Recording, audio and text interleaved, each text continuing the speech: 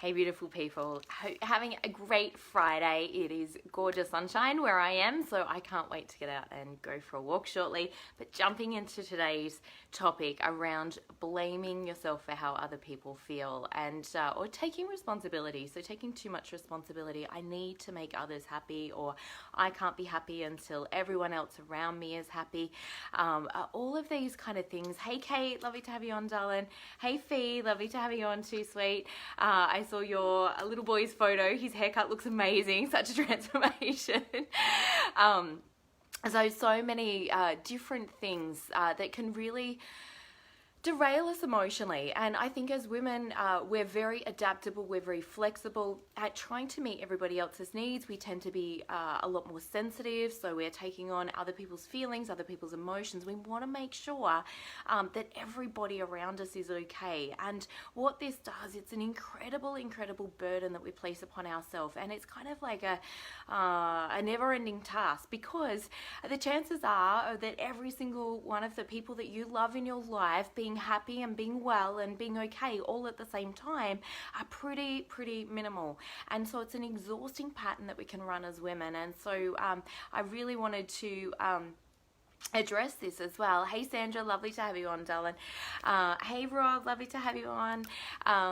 So this is a really important one to take note of for yourself, and I want to run through the pattern that I go through. I was talking with one of my girlfriends, we caught up for coffee the other day, and I was telling her how I had written this down. I literally have it written down in my bathroom mirror, because this has been a really strong pattern for me in the past. I think when we are extra sensitive to people's feelings, and if you think about it too, like as a kid, you know, mum or dad, and I can't ever remember my mum or dad saying this to me. I grew up in a beautiful childhood, but if you imagine, you know, sometimes it's just a look, or if mum or dad are angry or upset, we can feel out of control as kids if mum or dad aren't okay. And so the first thing to do is to blame ourselves, because in a way that actually empowers us in the moment, because it gives us back control.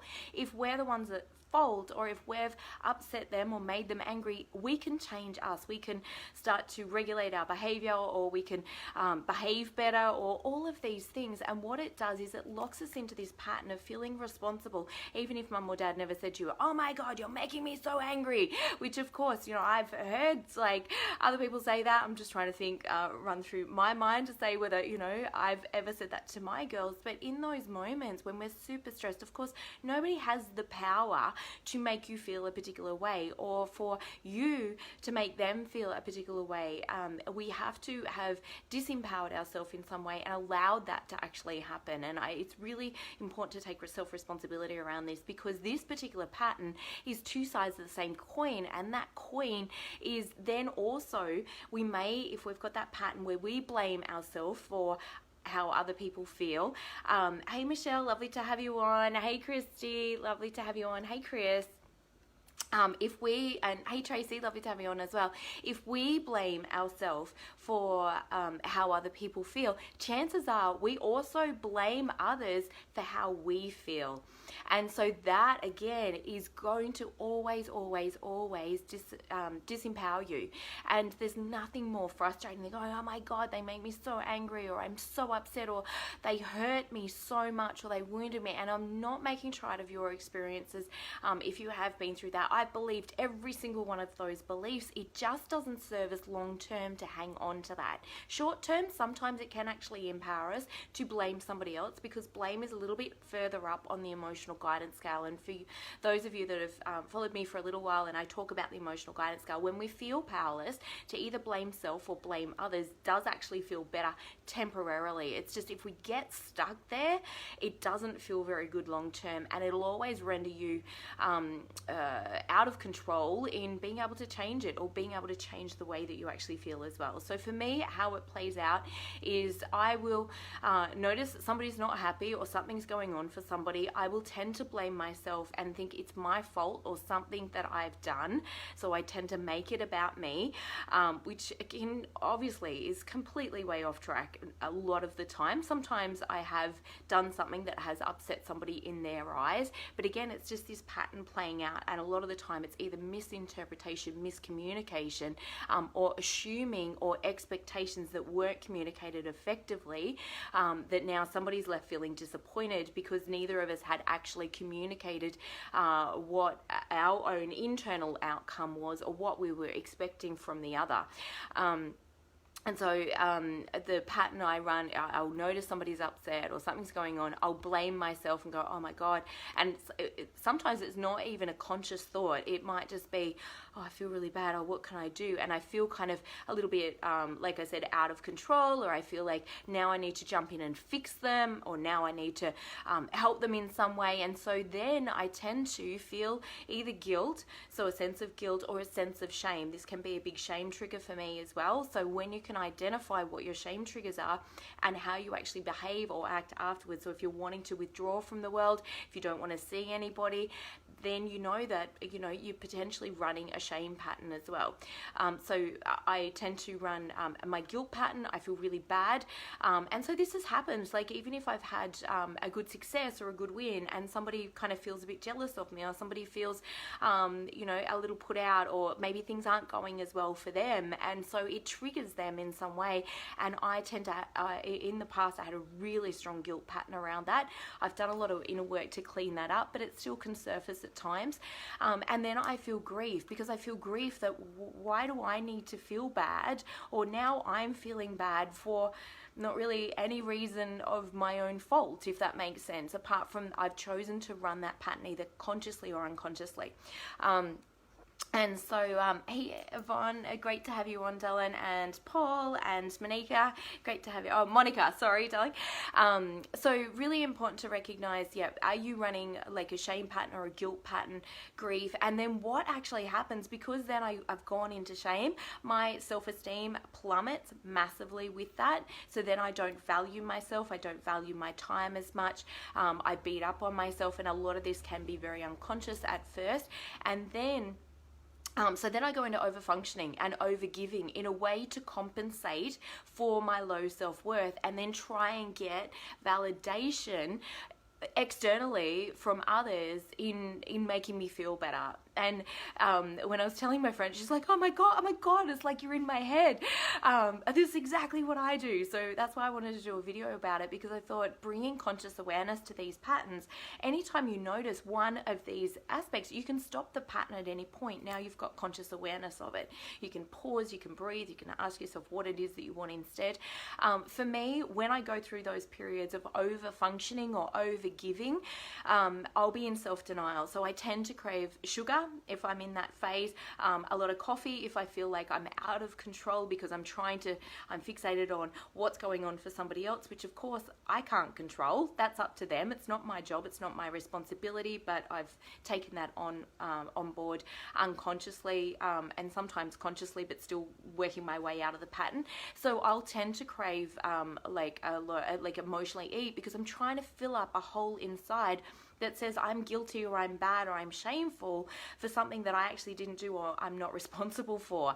So it's a really tricky one. And in the overgiving, I'm exhausted. So then I drop into exhaustion, and then finally into rage.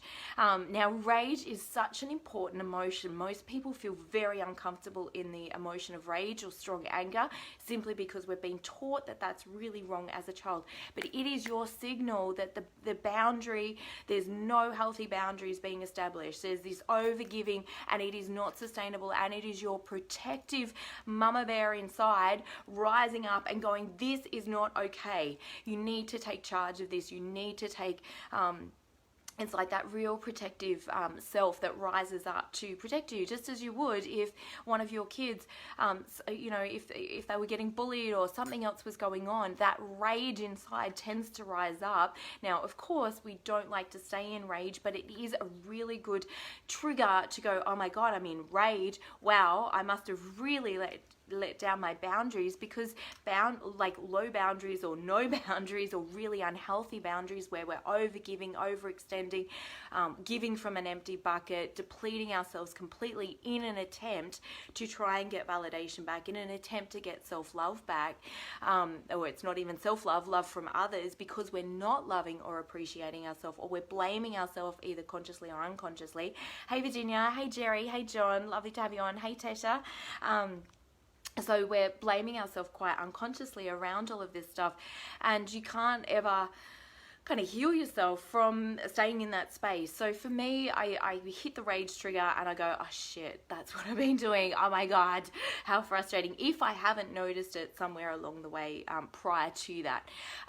My pattern is so much faster than it ever used to. I think I used to live honestly in this pattern, guys, and it was really, really painful because I always had constant low self-worth if anybody was unhappy around me. And I remember the day when I discovered the belief that I had that I can't be happy unless everybody else around me is happy. And it's like, holy dooly, that is a hard belief to live by, because that means I can really never be happy if somebody else is upset or somebody else. And to be honest, like, we can't help anybody from that place. If somebody's in a hole, when we're feeling bad or feeling responsible for their feelings, we're in the hole with them. We're of no use to them.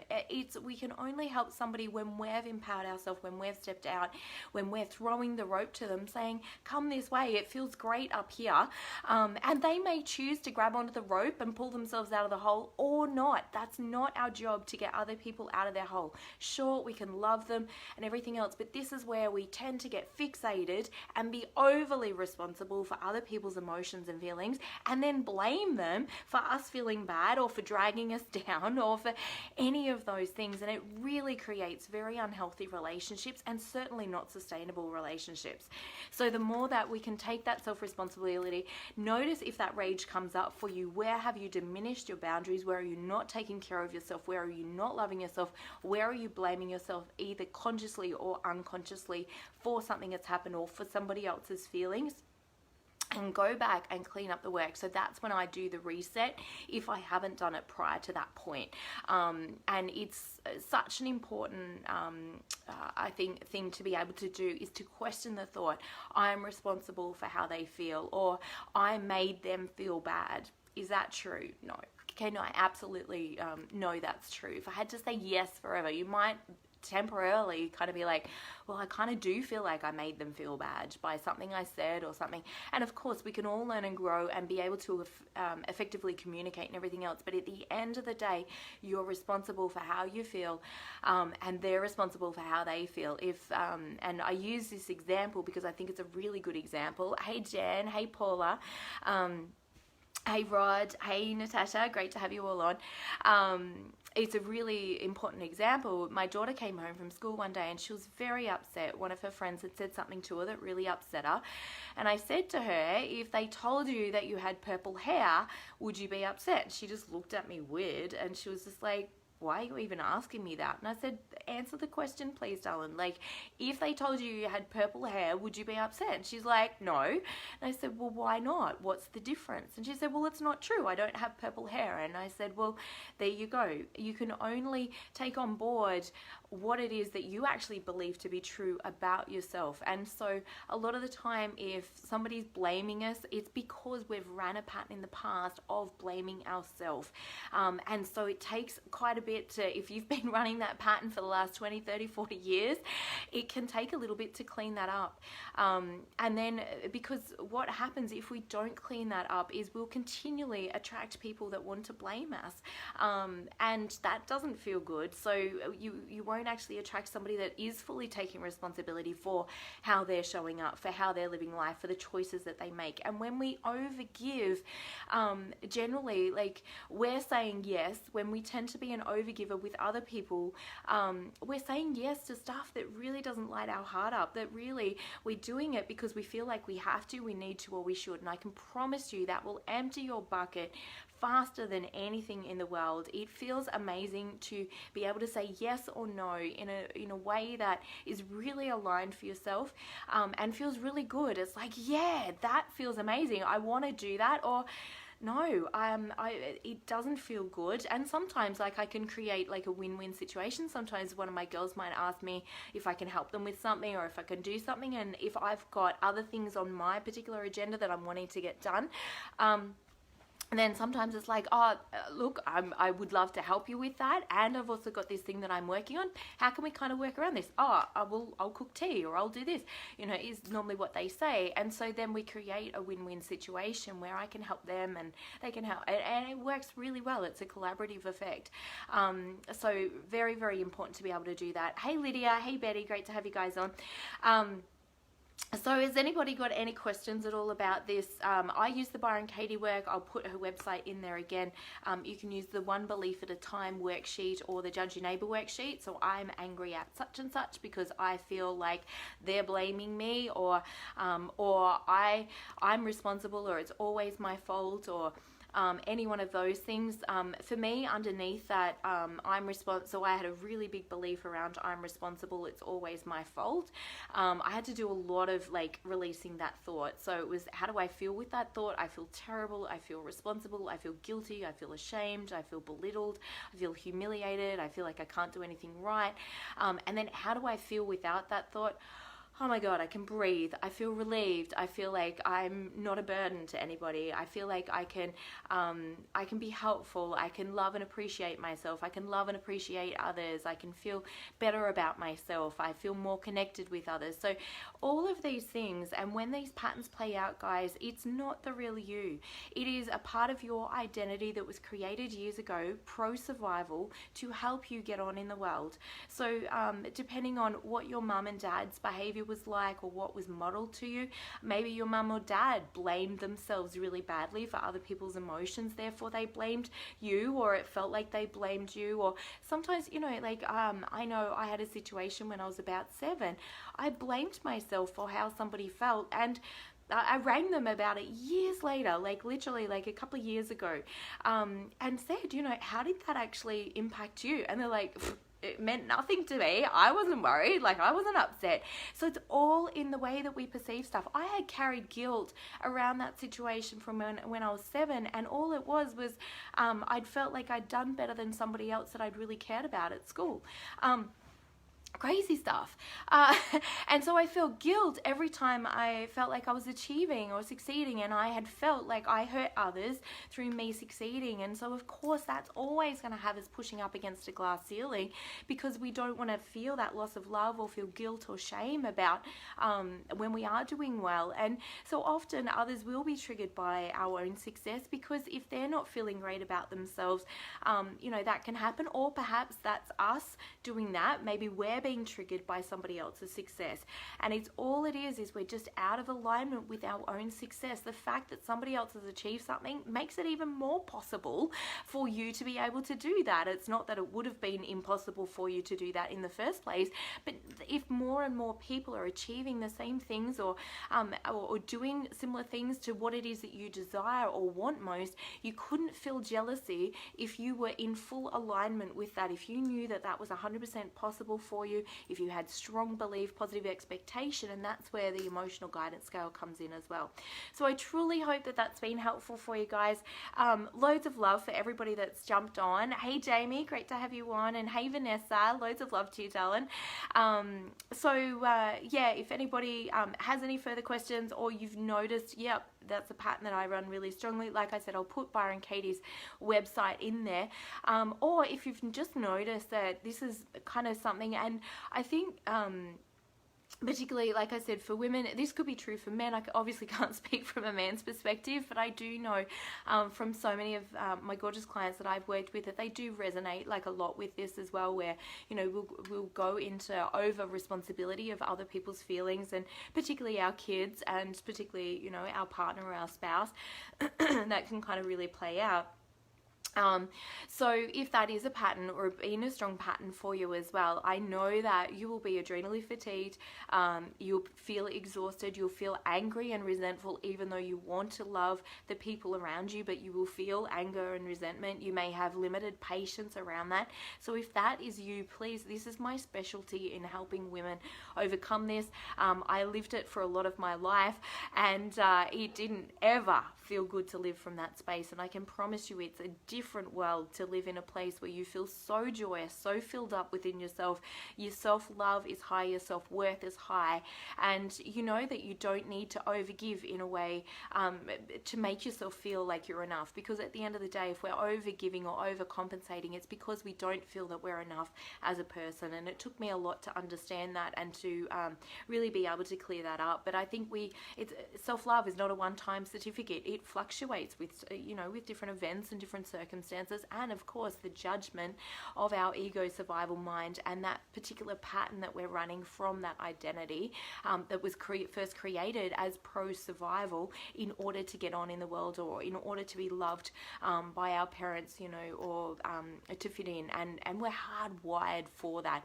But in the moment that we change who we are in order to fit in and belong, we betray ourselves as well. And it's not that we can't belong and fit in, but if we're trying to fit in the wrong way, and we're constantly betraying ourselves by overgiving and resentment and feeling obligated and feeling I have to be this person, you'll never feel satisfied. It's an empty hole that you're jumping into.